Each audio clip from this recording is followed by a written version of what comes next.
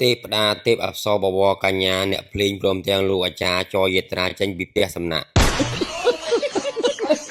មិនឲ្យរកផ្ទះសំណាក់យ៉ាងម៉េចបើមានប្រុសមានស្រី4ដល់20នាក់យ៉ាងនឹងនោះហើយមិនចិត្តណាបងប្អូនហើយដីឡើង4-500គីឡូហើយបើយើងមិនរកផ្ទះសំណាក់គេងទេគឺទៅអត់ទាន់ទេហើយមកគ្នាឡើងពេញមួយឡានធំនេះអត់មាន100អីទេបងប្អូនហើយគឺមកស្វែងដើររកតលុយនឹងឯងហើយក្រុមភ្លេងខ្មែរហ្នឹងបងប្អូនបែបចម្លែកភ្នែកតិចឯងពួកអីយកឆ្ងាយយកហូតទៅស្រុកពួកណាគឺក្រុមភ្លេងរបស់បងប្អូននៅឆាត្រីមិនបានយកភ្លេងហូតទៅស្រុកពួកអីម៉េះចោះក្រុមភ្លេងតែក្រួយឯងតាណាអស់ហើយគឺក្រុមភ្លេងខ្ញុំនៅឆ្ងាយពេកចឹងហើយខ្ញុំយកអ្នកភ្លេងនៅចិត្តនេះចឹងណាចង់សេវលុយតិចតួចទុកគ្រាន់ចាក់សាំងពួកភ្លេងគេល្បីដែរឥឡូវមកជួបក្រុមកាមេរ៉ាបច្ចេកទេសនេះសឹងតែជាក្រុមកាមេរ៉ាបច្ចេកទេសលំដាប់ណាហើយខាងដេគ័រគេក៏អេមដែរបងប្អូនហើយមិនមែនតិចទេមើលទៅរៀបចំប៉ុណ្ណេះប្រហែលជាអស់ច្រើនហើយនិយាយមិនអស់ច្រើនមិនបើរៀបចំស្អាតយ៉ាងនេះនិយាយថាអស់តិចតួចបានវាចម្លែកឥឡូវមកដល់ជួបលោកឪពុកកូនកំមុំកំពុងអង្គុយតឹងរងចាំអ្នកភ្លេងហើយថ្ងៃនឹងឯងគ្រាន់ជាថ្ងៃចូលរោងណាបងប្អូនកម្មវិធីមង្គលការនេះគឺនៅភូមិកណ្ដាលខាងលិចឃុំស្រះជីកស្រុកភ្នំស្រុកខេត្តបន្ទាយមានជ័យហើយជំនាញទម្លាប់ស្រុកគេរៀងខុសស្រុកយើងបន្តិចថ្ងៃចូលរោងនឹងបើកភ្នែកឡើងម៉ោង6ព្រឹកធ្វើកម្មវិធីក្រុងបលីតែម្ដងក្រុងបលីរួចទាំងហែកំណត់និយាយជើងការកម្មវិធីស៊ីស្លាស៊ីអីរួចរាល់ហើយចាប់ផ្ដើមធ្វើពិធីកាត់សក់ហើយកាត់សក់ថ្ងៃហ្នឹងគឺខ្ញុំបាននិយាយក្រូចជាមួយនឹងយាយវ៉ាន់អញ្ចឹងបងប្អូនទូទាំងប្រទេសមិនថា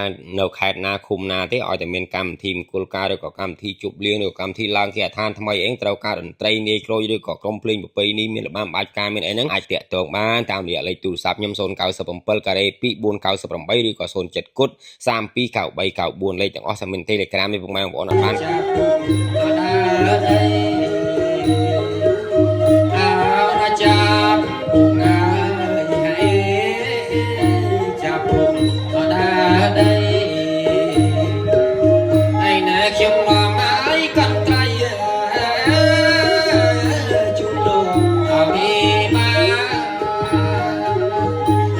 ចុងក្រោយក៏សូមថ្លែងអំណរគុណដល់ម្ចាស់សមីដើមការទាំង4សមីខ្លួនទាំងពីរព្រមទាំងពុកម៉ែបងប្អូនទាំងអស់ដែលតែងតែពេញចិត្តនិងគាំទ្រដល់ក្រុមការងាររបស់តាក្រូច